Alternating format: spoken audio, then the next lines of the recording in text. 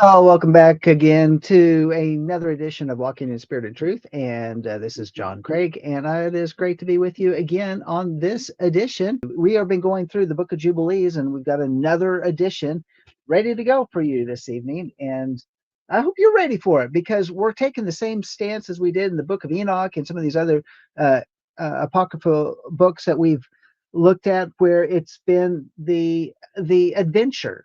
It's the adventure and then pulling these things out and just studying them out and saying, like, you know what? Look at how all these different things parallel with the scriptures that we already have. Some may say, well, why do you need the apocrypha books?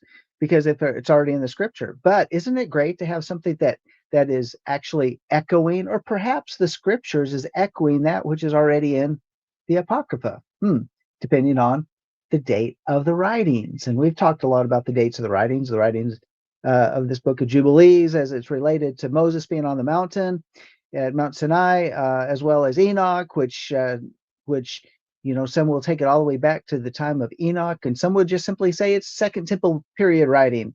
Either way, it's really good, and that's why we went through it, because there was so much to look at and so many different layers to peel back and actually solidify what we already know and what we understand in the scriptures and what we understand because we study Torah, and we understand that I thought it was very interesting. I was listening to someone discuss this. I think it's probably within the last 10 days, and they were talking about the Nicolaitans over there in the book of Revelation. Who are those people? What do they believe? It was really interesting when they began to go and they dissected the belief system.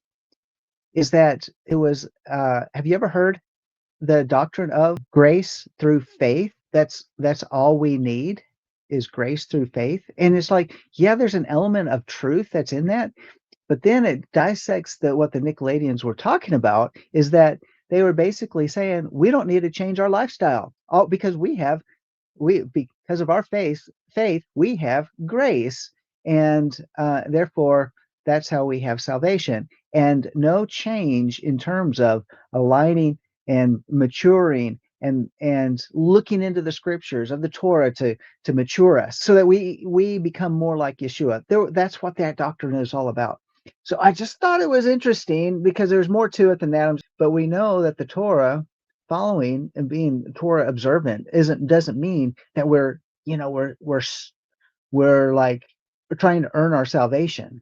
No, this is what we do when we're saved. And that's the bottom line. This is what we do. We follow in the footsteps of Yeshua, who is the lawgiver, the Torah giver. So why not listen to him? All right. So I know I'm preaching to the choir, but that is just another emphasis. And if someone's joining us and they're from a perspective where they're like, well, why Torah? Or they're questioning, well, what's the Torah all about? Well, that's what it's all about. It is about how we work out our salvation with fear and trembling. And it's like, it's not by works, it's by grace. But wait a minute. But when we're saved, how do we live? And what are we aligning ourselves with? Some concept of the world? Or are we going to go back to what y'all already said? Because if Yahweh already said it, it's in his word. If he doesn't undo what he says, that is a false doctrine. That's a myth. So, all right, enough of that. Well, we're going to get into the book of Jubilees just real quickly. Life of Worship Ministries is here in Amarillo, Texas, and we would love for you to come and join us. And we stream on Shabbat, and we do our Torah portion at noon, from noon to 2 p.m. And then we also have our encounter services from 3 p.m. to approximately 5 p.m. We have a time of praise, worship, ministry, and a message, and that's followed on the second stream. We want you to be part of that, and we'd love for you to be there. And if you'd like to support us financially in this ministry, or even just prayer support, and you want more information, you can go to our website, www.lifeofworshipamarillo.org, and let me throw that up there on the screen. That's where you can find it. There's a donate tab there to get into the book of Jubilees and see where it's going to take us this week. Because last week in the book, we were in chapter 3 of the book of Jubilees, and we were discussing about the 6 days of the second week, where we were talking about how we talking about Elohim brought, according to the word of Elohim, unto Adam all the beasts and all the cattle, and we talked about how he named them all, and we went through some of those things. It also talked about how Adam was brought to the garden, and woman was brought to the garden, and the amount of days from that from Adam before that he waited before he entered into the garden, and then the number of days that Eve waited before she was brought into the garden, and how that relates to like the number of days for a male child that's born and a female child that's born, and how that relates to the temple, and how uh, because it's in the process of the purification, and it seems to be longer for the female. Well, why is it longer? Because we have that precedence that was set here in Jubilees when when when Mrs. Adam was brought into the garden. And then we talked about how it was on the 17th day of the month. This 17th day of the second month is when the serpent came and approached the woman and questioned Eve. And isn't it interesting that it was on the 17th day of the second month is the day that Yahweh closed the door of the ark. And so, and we also see that there's that when well, we were talking about, I think we were talking about this on Shabbat, about because the Torah portion was Noah, and how Noah celebrated Shavuot, and that's in some of the scriptures that we're going to, or the Jubilees writings that we're going to be getting into here soon. May not get there today, but there's a lot of, we got to weigh through all of this. I think we left off before we got to the curse, and we'll go to Jubilees chapter 3. Let's go to verse 20, and we'll pick it up from right there. And where it says, and the serpent said unto the woman, you shall not surely die, for Elohim knows that on the day you shall eat thereof, your eyes will be opened, and you shall be as Elohim, and you will know good and evil. And the woman saw the tree, that it was agreeable and pleasant to the eye, and that its fruit was good for food, and she took thereof and ate it. All right, y'all remind me in the chat, did I talk about the trees in the garden? Like like what one thought was about what was the tree of the knowledge of good and evil, what type of tree it was. I mean, we've often thought like, what type of tree would it have been? What type of fruit was it that was good and pleasant, and that looked like it would be tasty to eat? And then what would have been the tree of life? And so just some thoughts on it. And I have kind of pondered on this and chewed on this of when I was looking into it. Actually, it was right around the time of Sukkot, and about what type of tree, what were the types of trees. One was the tree of life, one was the tree of the knowledge of good and evil, and what were the characteristics of it, and what type of tree could it have been, and do we have trees like them in the earth today, yet that perhaps if we've studied out the scriptures and we looked at it, we could actually say that's a reminder to us of the tree of the knowledge of good and evil. That's a tree that's a reminder to us of the tree of life. And so in my pondering of it, and I had also picked up on a teaching that I just, if I was chewing on it. Okay, so just chew on it with me for a second, because here's the serpent in the tree, and Eve knows the command, and she's like, I'm not supposed to eat of the fruit of this tree. In fact, I'm not even supposed to touch it. Well, we know that wasn't the original command, but that's what she adds to it. And because you would die, you will die. And the serpent said unto the woman, you shall not surely die, for Elohim knows that on the day you shall eat thereof, your eyes will be open, and you'll be as Elohim, and you will know good and evil. And so, and think about this. This concept of death had not been experienced at this point in time. So how does Eve even know what death would be that the serpent is even talking about? What is that? What is this concept of death? Does it mean that her her body would simply die right there, or what is the process of death, or however it could be.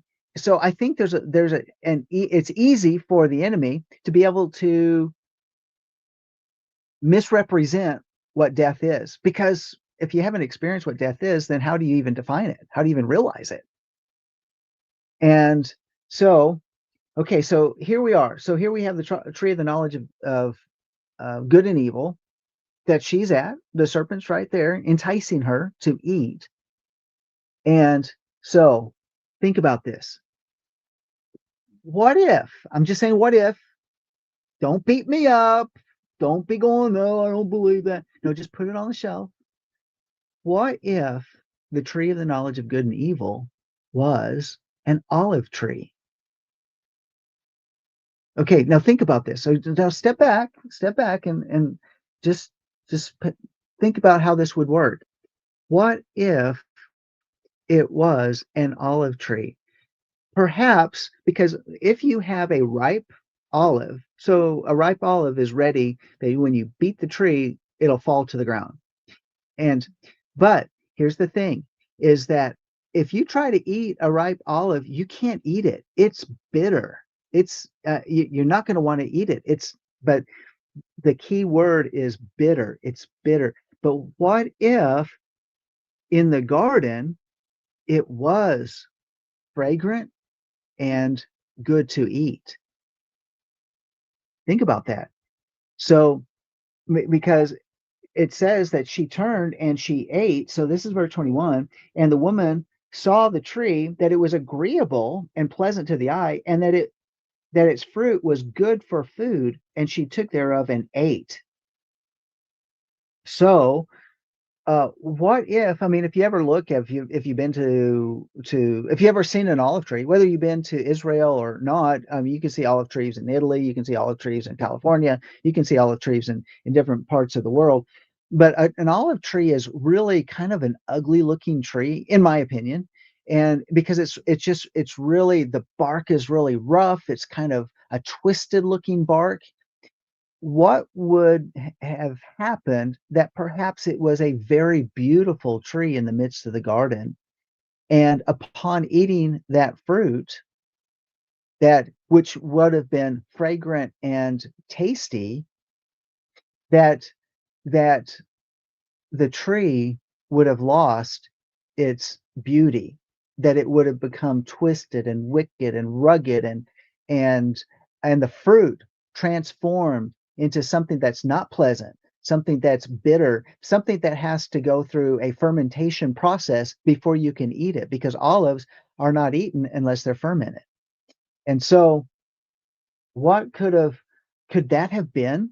Think about, in fact, how do you process, if you and the oil out of an olive?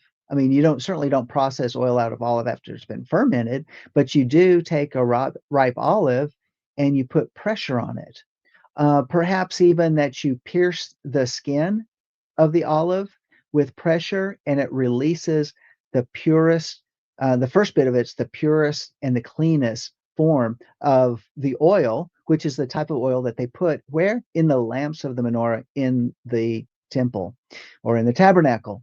So if you think about then that Yeshua, Yeshua before he was taken and hung on the tree or on the cross, that he went to the Garden of Gethsemane, which is a garden of olive trees, where he's praying. And not only is he's praying with such intensity that there's even drops of blood coming off his brow. I mean, this is pretty an intense time. But where is he? The Garden of Gethsemane. And he was pierced for our transgressions. It is the pressing that he experienced that releases the oil of the Holy Spirit. There's so many different things that we can look at it that way. And then what type of tree, what type of wood was, some might call it the stave, the cross. I don't care what you want to call it, but I'm going to use cross just because that's kind of vernacular that most people understand. And so please don't get caught up in the words. There was a person that was crucified in the first century, and they found the heel bone of this person. His name was Yochanan. Now I don't know if it's any of the biblical characters, but there was a person whose name was Yochanan who had a nail that had pierced his heel bone that they found still connected together. And when they examined the nail, they found that there were particles or little shards of a particular wood that were still embedded into the nail. So they examined that wood, and what did they find out? They found out that that wood was olive wood. Olive wood. So now what we can show is that tied to the first century, we have an archaeological evidence that possibly the type of wood, or at least one of the types of wood that people were crucified, there's used for the crosses or the staves or whatever that people were crucified on, was olive wood. And could we say that perhaps it was Yeshua who was pierced for our transgressions, the one who was that in order to get the best oil out of it is puts under great pressure. Olives that are crushed even produce even more oil out of it, even though it becomes cloudy and more green in color. Perhaps it is the fruit of this tree that was once sweet that became bitter because what Yeshua had to do to endure for us upon that cross, upon that tree, that when he was hung, it was such bitterness. Yet and being hung onto the tree that would have been a representation of the tree of the knowledge of good and evil, that he was hung on the tree to bear the curse. But when Adam and Mrs. Adam ate of that fruit of that tree, in order to bring to bring sweetness back into life, to take away our bitterness, to take away the curse, and bring about a blessing. Something to think about here in the garden where it all started, and that perhaps it was an olive tree. Perhaps that fruit was sweet. Perhaps that the wood was not a twisted and rough and rugged wood. I think about the old hymn that was said, "The old rugged cross." Well, where did they get that? I mean, where did they get that? Even the terminology? Did they even know? Did the writer even know what he was penning on that paper about the old rugged cross? Perhaps because the wood was rugged because of the type of tree that it came from. Now, I know that much of the wood art that comes from the Christians in Israel, that like for example, in Bethlehem is probably there's just a couple, two or three families left that do the olive wood carvings. Beautiful carvings. The wood is absolutely beautiful when it's carved down and polished and lacquered up. Think about that. I want you to think about that. Put it on the shelf. Yeah. All parts of the olive tree are medicinal. Think about that. That's very true. Olive leaf, olive oil, uh, the the fact that olive oil is used in the anointing when you anoint the sick and to pray for them, you that is olive oil typically, or a scent from another essential oil that is put into olive oil that is the carrier oil. I think there's so many different applications of it, and so I to me it makes a lot of sense. And yeah, right, Tammy. Some of the olive trees in Israel are over 2,000 years old, so its longevity would make, yeah, just think that it would have lasted through the ages. I think that's pretty cool as well. So so that's just some of my thoughts on it, and what better symbolism to be uncovered and discovered in our generation. Maybe other generations understood this way before and we're just rediscovering it. I don't know. But that at the time, which I think is precluding the advent of Yeshua the Messiah and his return to earth, that here we have this more of this greater concept of what he did, taking us all the way back to the garden. And where was the garden? Where was this all located? it was, or what is the symbology of it, or the idiomatic expression of the garden is a type of tabernacle or a type of temple. And in the midst of the garden, in other words, in the middle of it, were these two trees. And that's where he had to go. That's where he went. So I just thought that was very interesting, and wanted to share that with you this evening. So, okay, so what about the tree of the knowledge, or the tree of life? Well, I was thinking about that as well. What would seem to make sense would be the tree of life, and what would be symbolic of the tree of life. And I just have to go back and think it might be related to the almond tree. Why? Because that is the rod of Aaron that budded. That's the one that came to life, even though it had been separated from, its tree, its source, or whoever knows how long that Aaron carried that rod. But in the midst of all the other rods, it was Aaron's rod that budded, and it bloomed, and it was the one that was set aside and then placed in the ark.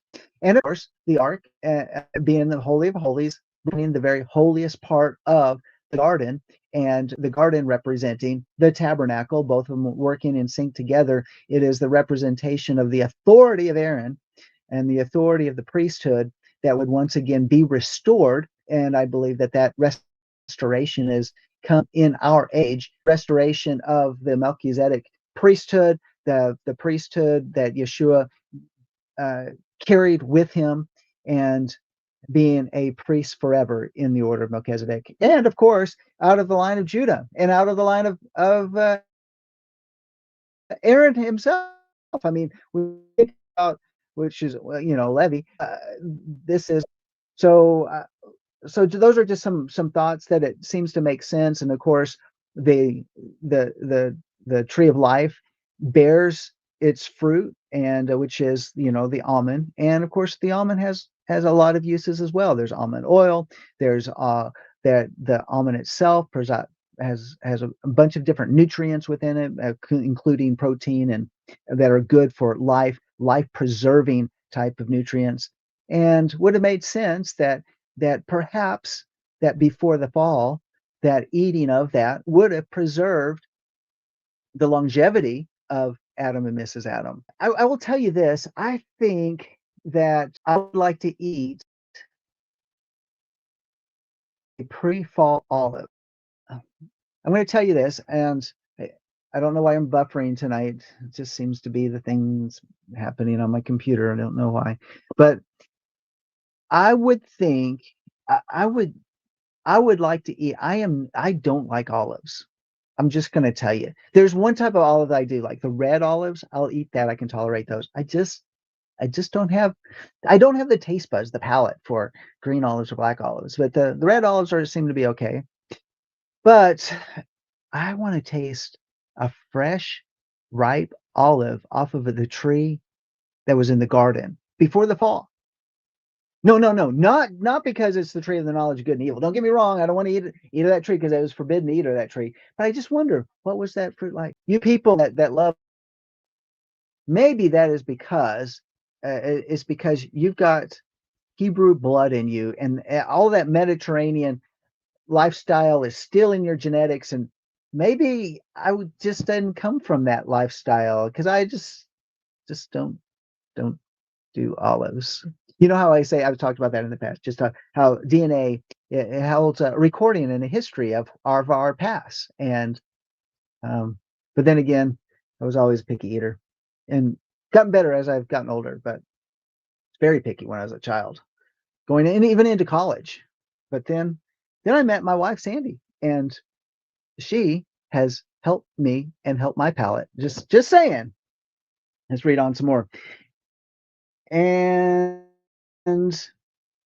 verse 21. And the woman saw the tree, that it was agreeable and pleasant to the eye, and the fruit was good for food, and she took thereof and ate. And when she had first covered her shame with fig leaves, she gave therefore thereof to Adam, and he ate, and his eyes were opened, and he saw that he was naked. Didn't he recognize that maybe something was going on with her, because all of a sudden he saw her clothed in something different, like fig leaves? just wondering. And he took fig leaves and together and made them for himself and covered his. And Elohim cursed the serpent and was wroth with it forever. Forever. That means he's still wroth because of the serpent, the adversary of our souls. And he was wroth with the woman. It doesn't say forever. It just says he was wroth with the woman because she hearkened to the voice of the serpent and did eat. And he said unto her, I will greatly multiply your sorrow and your pains. In sorrow you shall bring forth children, and return shall be unto your and your return shall be unto your man, and he will rule over you. I want to stop right there because I preached a message one time about this whole thing that happened in the garden, because Adam, as we read within the scriptures, is that she turned to Adam. It was like Adam was right by her side, and he took of the fruit and ate, according to the Genesis account, Genesis chapter 3. And I just makes me wonder, because this was one after Adam was in the garden and he had all of these different animals that were coming before him and he was naming them. But one of the things that he saw that was very unique, that each animal had its mate. And so they were never alone, the animals, male and female, like in the ark, male and female, they were there together. And here Adam's recognizing that he was by himself, not having a visible physical mate in front of him like these animals did, that perhaps that it was then that he was experiencing that loneliness, a feeling that, again, that he would have had to come into the knowledge of it, and Yahweh had to use the animals to we talked about this last week, about how he used the animals to cause him to think about what he was missing and what he was lacking. And of course, Yahweh provides everything in the garden. So what if so here's Adam, and here in the Jubilees account, it's as if Mrs. Adam was by herself. Not that necessarily Adam was with her or they're separated for a time period. It doesn't really matter. The fact is that he comes up to her after she's eaten, and here she's reclothed. She's clothed in something else that when he had last seen her, she was not wearing. And according to to Jubilees. So, because I'm just reading the text, okay? I'm just reading the text. And it says, the woman saw the tree, that it was agreeable and pleasant to the eye, and that its fruit was good for food, and she took thereof and ate. And when she had covered her shame with fig leaves, she gave therefore to Adam, and he ate, and his eyes were open.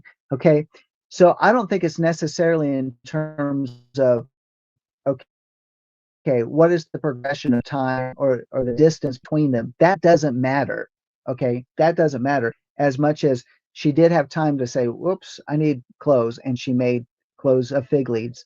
And so, but Adam being right beside her, or coming up beside her after she had eaten, the one he had waited for, the one that he had longed for as he was naming the animals and seeing them in their pairs and males and females and all of that. And now the one who was his perfect mate, this perfect match for him, the one that we see in Genesis chapter 2, that a man therefore would leave his mother and father and cleave to his wife. This is the one that he was matched for eternity, now had been transformed in front of him. And that what would happen, because now she had eaten and lost the glory. She lost that clothing of life, the clothing that Yah had clothed her with, and now she had to seek and look for clothing of her own to cover herself. And at what point in time did he just say, oh my goodness, I am going to be without her for eternity because of what has happened? And what greater love that he had, that possibly that he could have said, you know what? I will be without her and she will be alone. Because Yah said that we would surely die if we ate of that fruit. Because I love her, I also will lay down my life to be with her. and ate of the fruit. I don't know. One of the greatest love stories of all of the ages could have been right there in this momentary flash, saying that here I am, I'm separated from her. What can I do? And there's other narratives that also can play into all of this, but could it have been a great love for her that he said, I'll eat too, knowing that what he just did is that he committed treason against the Most High, and that as soon as that fruit would touch his lips and he would eat of it, he would be committing that treason. All of that would have been flashing before his eyes. All of that would have been going through his brain, and yet maybe not fully conceiving as to what the ramifications would be, that but he knew as soon as he ate it, he felt great shame, and he understood that he was naked. In other words, saying that he had to cover that shame. And uh, and also knowing at that point in time that he would have disappointed his creator, the one who walked with him in the garden, and that when he heard the voice in the garden calling out to him, he had hidden himself. So just a thought, but making that split decision that he would be with his wife and he would walk through this thing with her, and as not to leave her alone, because he knew that she would be exiled. And yet in one of the accounts that about Adam in the garden is that he wept for, grieved outside the gates of the garden for like 30 days or however long it was. He mourned there, longing to be able to be allowed to be back in. What a horrible decision. What a horrible enemy the serpent was, to take Yahweh's creation of man and woman to destroy their soul. And then you think that enemy is still doing everything that he possibly can to destroy our souls in order that we may not experience the Most High, that we might, to prevent us from walking with the Most High.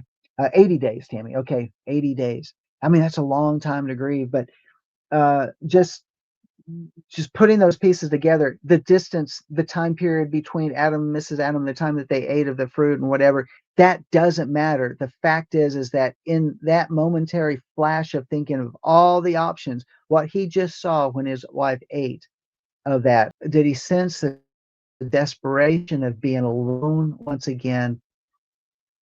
And would he have to endure life without her, or would he join her in what just happened? Just And then she, verse 22, and when she had first covered her shame with fig leaves, she gave thereof of Adam, and he ate. And his eyes were opened, and he saw that he was naked. And he took fig leaves and sewed them together, and made an apron for himself, and covered his shame. And Elohim cursed the serpent, and was wroth with it forever. And he was wroth with the woman because she hearkened to the voice of the serpent and did eat. And he said unto her, I will greatly multiply your sorrow and your pains. In your sorrow you shall bring forth children, and your return shall be unto your man, and he will rule over you. And to Adam also he said, because you have hearkened unto the voice of your woman, and have eaten of the tree of which I commanded you that you should not eat thereof. Cursed be the ground for your sake. Thorns and thistles shall it bring forth to you, and you shall eat your bread in the sweat of your face, till you return to the earth from whence you were taken. For earth you are, and unto earth you shall return. And he made for them coats of skin, and clothed them, and sent them forth from the Garden of Eden. And on that day on which Adam went forth from the garden, he offered as a sweet savor an offering frankincense, galbanum, and stacte, and spices in the morning, and the rising of the sun, and with the rising of the sun from the day when he covered his shame. And on that day was closed the mouth of all the beasts, and of the cattle, and of the earth, of whatsoever walks, so that they could no longer speak, for they had all spoken one with another, with one lip and with one tongue. Whoa. So the animals, they did speak. I think they all spoke Hebrew together, but the animals lost their language.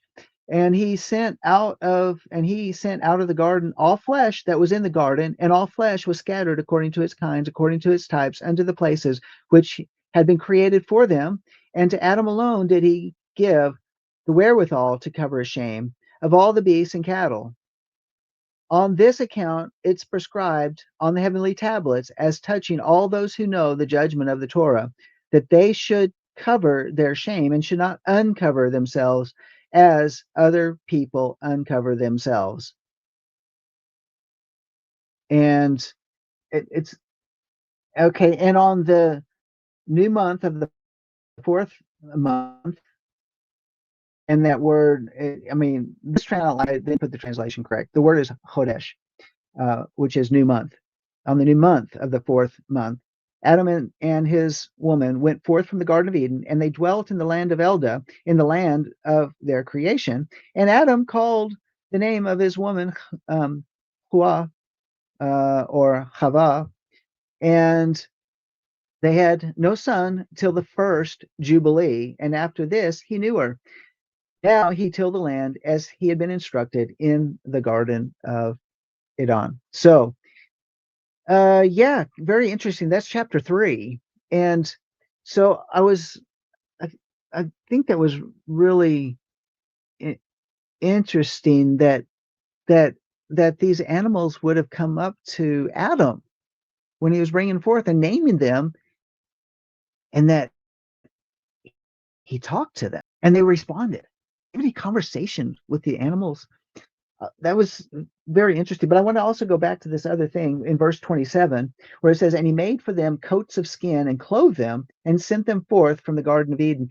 First off, that's mercy, and that Yahweh would clothe them with something that would remind them of that an innocent animal now gave up its life in order to clothe Adam and Mrs. Adam. And we've talked about it many times, that what seems to make sense, that clothing, that animal that gave up its life, that innocent animal that gave up his life, that could have very well have been a lamb. And being that it is a representation of Yeshua, who was slain from the foundation of the earth, Yeshua, the Lamb of Yah. So I think there's some tie in there that we could say, that type of idiomatic language, that type of scenario would seem to make sense. Maybe it wasn't, maybe it was a leopard, maybe it was, but I don't think Yahweh would have used any type of animal that was unclean. I think he would have used an animal that was a clean animal, and also one that would willingly give up its life. Because and this is what I've been told, I've never slaughtered a lamb or a sheep or a goat for that matter, or any of that, but I understand that in the slaughtering, if you were going to do it without mechanized, that way to do it, that a lamb at the time of slaughtering willingly stretches out its neck for one to take a blade to slit open its throat and take its life. It willingly allows that, as horrific sounding, but it willingly gives up its life and will shed its blood.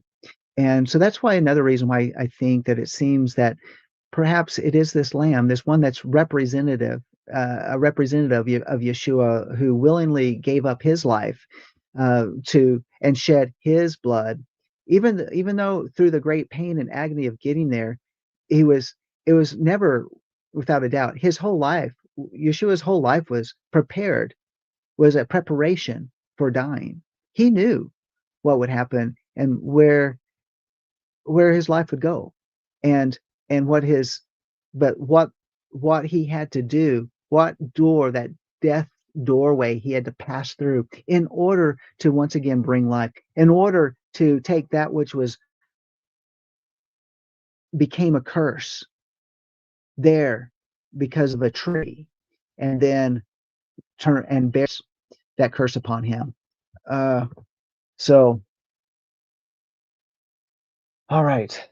So that's chapter 3. And so we're ready to jump into chapter 4. And let's take a look at it. Verse 1.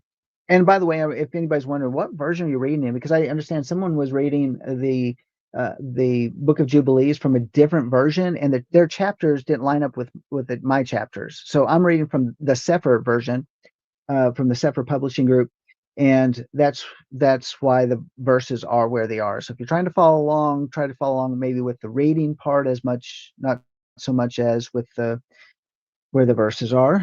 And verse 4, verse 1, and in the third week, in the second Jubilee, she gave birth to Cain. And in the fourth, she gave birth to Hevel, um, Abel, right? And in this, she gave birth to her daughter, Awan.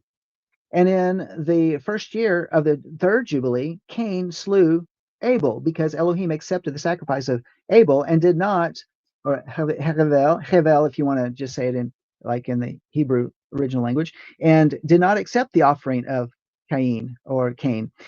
And he slew him in the field, and his blood cried from the ground to heaven, complaining because he had slain him.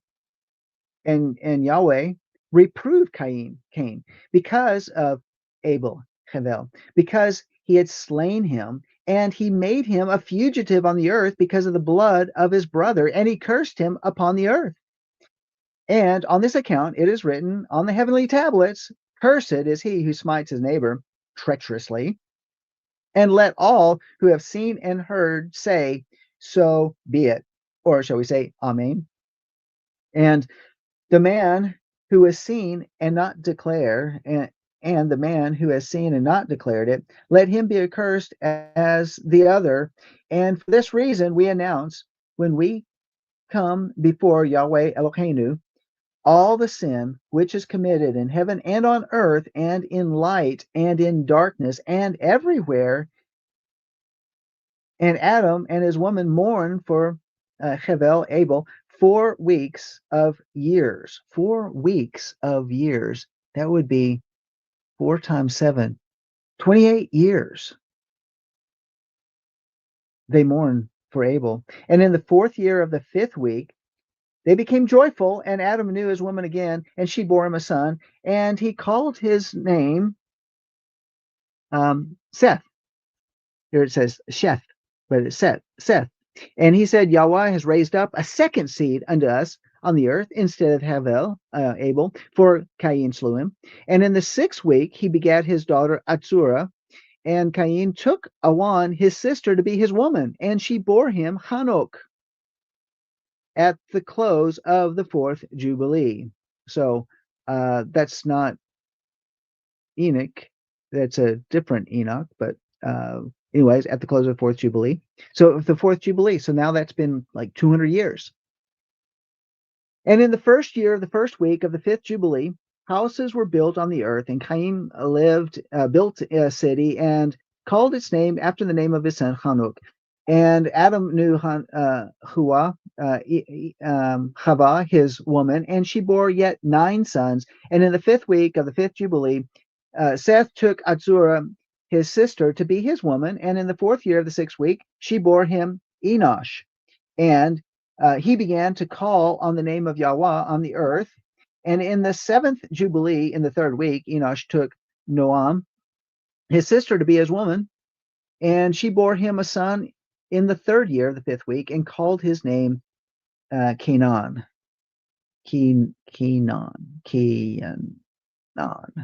And at the close of the 8th Jubilee, Kenan took Mualaleth, his sister. Pardon me, these are not like American names. His sister, to be his woman, and she bore him a son in the 9th Jubilee, in the 1st week of the 3rd year of this week, and he called his name Mahalalel. And in the 2nd week of the 10th Jubilee, Mahalalel took unto him to be his woman Dinah, this daughter of Barakiel, the daughter of his father's brother, and she bore him a son in the 3rd week in the 6th year. And he called his name Yared, for in his days the angels of Yahweh descended on the earth. Those who named those who are named the Watchers. Calls his name Yered, for in his days, the angels of Yahweh descended on the earth, those who are named the Watchers, that they should instruct the children of men, and that they should do judgment and uprightness on the earth. Well, there you go.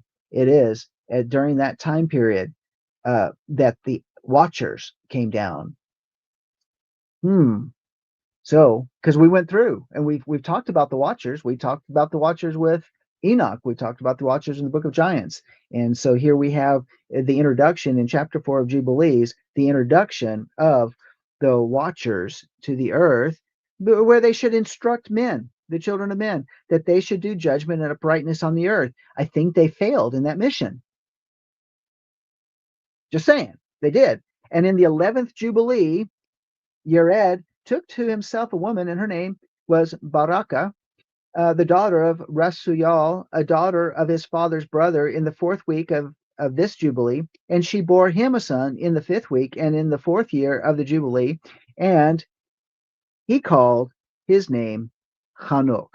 There we go. There's Enoch. He's being introduced because Enoch was the son of Yered.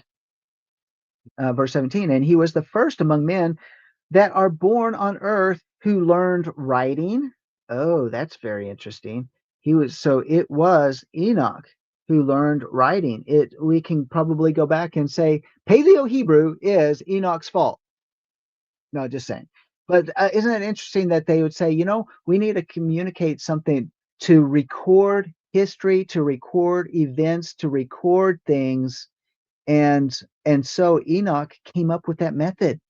And he used the language of art, the language of symbols, to say this is what this means, and we connect these together. It expands. Isn't that interesting? You would have had to been really, really smart, because in the English language we have A, B, C, D, E.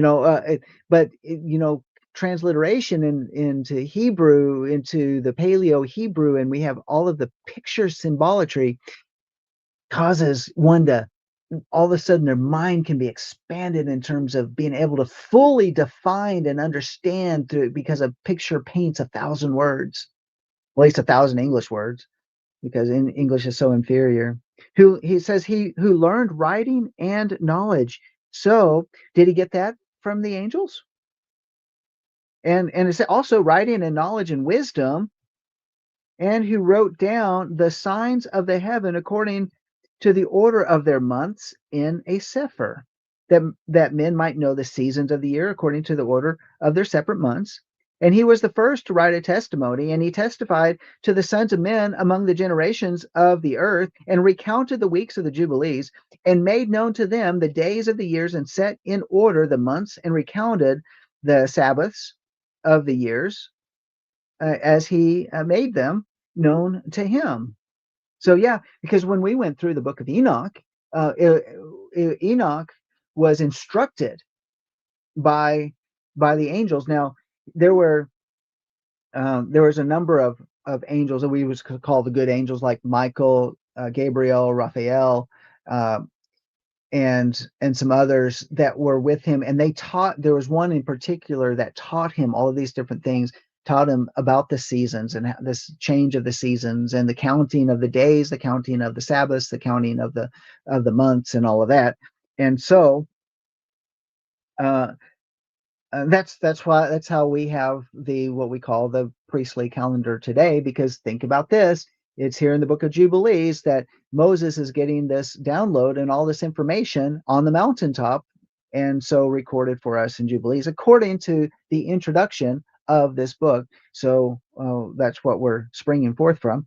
And what was, just a couple minutes left, and what was and what will be, he saw in a vision of his sleep, as it will happen to the children of men throughout their generations until the day of judgment. He saw and understood everything, and wrote his testimony, and placed the testimony on earth for all the children of men and for their generations. Isn't it good that we went through the book of Enoch so we could have a little bit of understanding about that, and then also to go back and say, and reread the book of Enoch and look at the various passages to remind ourselves of what he did give us, which tells us, look, time will come and where the righteous are rewarded and the wicked will receive their just punishment and separation from Yahweh.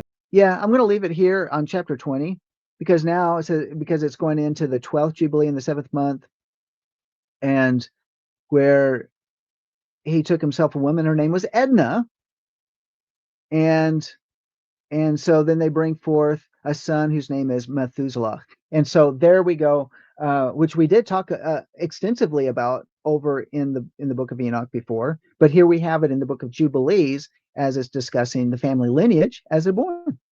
So I hope you got something out of this evening, and some things to chew on, things to maybe help us expand our understanding and the expression of scriptures to cause our minds not to be so hardened or fixed on, as much as allowing the creative juices to flow, or maybe not, just put it on the shelf and go on, not to try to shift anybody's belief system, but to say, hey, I just want to experience y'all even that much more.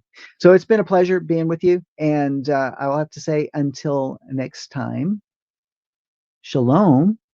There it is. Okay, until next time, this is John Craig for Walking in Spirit and Truth and Life of Worship Ministries in Amarillo, Texas. Shalom.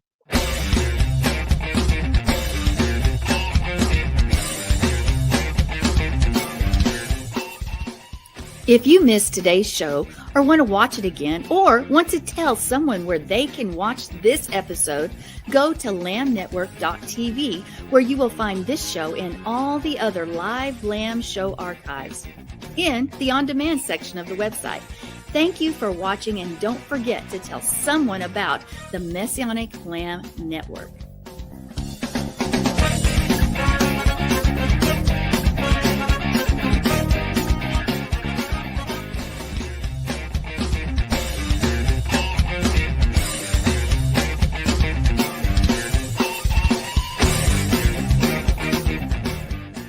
We are richly blessed to bring you what we believe is the fullest, most diverse, yet up-to-date progressive teachings, discussions, and prayer programming you can find anywhere on this planet. Be sure to take the tour of the lambnetwork.tv website. I'm Sandi Craig, thanking you for joining us on the Messianic Lamb Video Network.